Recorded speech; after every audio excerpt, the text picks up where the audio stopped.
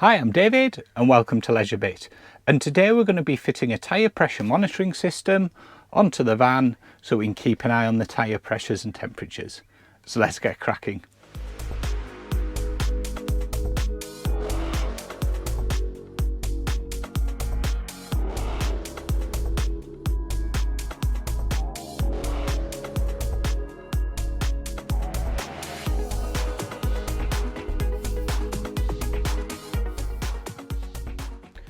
So the reason I wanted to fit this was just to keep an eye on the tyre pressure, just in case there's a puncture starts or a slow puncture when we're going along.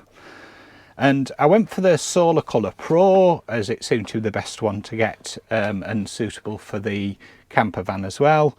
It cost me about £100. Price varies slightly, but you're looking around the £100 mark. You get an instruction booklet. You get the Tyre Pal gadget, the thing that reads out the tyre pressure, and it's also got a solar panel on that charges up. So you'd normally put this kind of on your dashboard, and the information's displayed on the screen there. We'll have a look at that a bit later on. You then get various connections for charging it up, so if it's not fully charged, and also a tool in order to fit the valves, which it comes with in this kit. It comes with 4 valves to fit the 4 wheels. If you've got a caravan, you can get a 4 and a 2 or just a 2 as well for it. So there's a number of different options to fit your particular type of vehicle, and there's various kind of caps and protectors in there to fit on. There's also some installation instructions and 4 3-volt 1632 batteries for the pressure monitors. So let's have a look at the instructions and then let's go and get it fitted. So to fit the sensor batteries, we need to use this little tool that comes with it, and basically you pop the end of the sensor in with the opening. That opens it up like so, and we can pop into the sensor then the battery like so, and then we can tighten it up again. Just make sure that's nice and tight so it's not going to come off, and then we'll repeat for the remainder of them. Just pop it in there, zip it round till it comes off, pop the battery in, and then pop the top on. The other 2. And last one. There we go. That's all of the batteries in. We've also got this little nut and a protective rubber seal, and that's as ready now, and little tool for the nut. Again, that's the gadget used for, it basically holds them while you unscrew and screw to put the batteries in. So let's go and fit on the wheels now. So let's fit now the sensor to the wheels. So we've got the sensor, we've got the nut, and we've got the protective rubber casing. So we're going to take the valve cap off. It's worth probably wearing a pair of gloves with this because you do get caked up or washing your wheels. I've just given it a quick wipe over. I should probably wash the van first. And we just put the rubber on here, and what we're going to do is just going to fold it back on itself to make it easier to put the nut on, like so. I'm going to put the nut on now.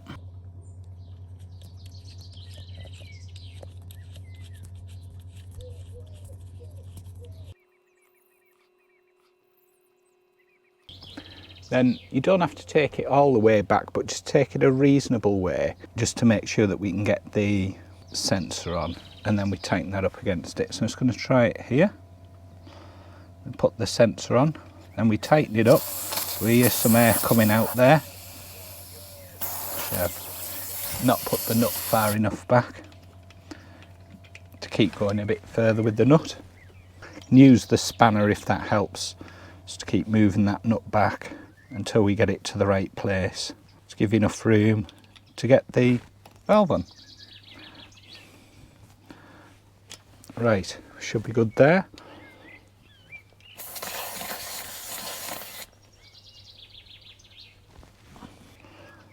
There we go. And now what we're going to do is we go back to the nut and then we bring it forward to lock it on. Just be careful when you're doing this not to scratch your alloys if you've got alloy wheels. And then we're just basically turning it anti-clockwise to pull that forward. There we go. It's locked against that. And then this rubber seal at the back, we just roll over like so. Let's check that's on right. So now it's just a case of doing exactly the same thing on the other 3 wheels and just fitting the other sensors on that. So let's go and get on with that now. Right, so that's the tyre pressure sensor monitor fitted. You need to take it out for a little run to get the initial readings off the tyres. Let's have a quick look there. Hopefully you can see that. So that gives you the pressure on each of the tyres and the temperature.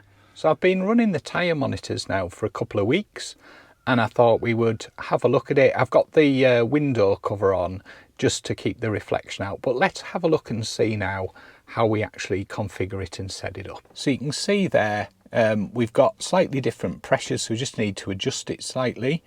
And there's 3 buttons on the top. The middle one's set, which is that one, and then you've got minus and plus.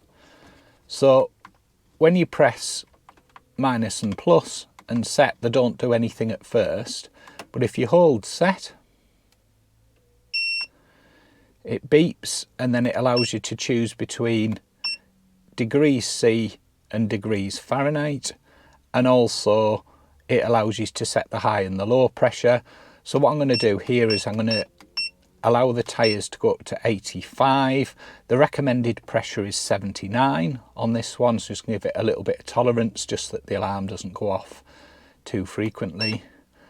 And the low pressure I've got at 60, but I'm going to increase that to 65, so the alarm will go off if it goes below that, and then we'll just change that one as well. The reason for creating the wide range between 65 and 85 there is to avoid alarms due to temperature variation.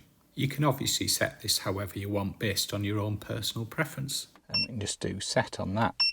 Just check they're all 85, 65, 85.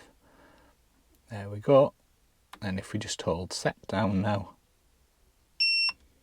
there we go, we're all set.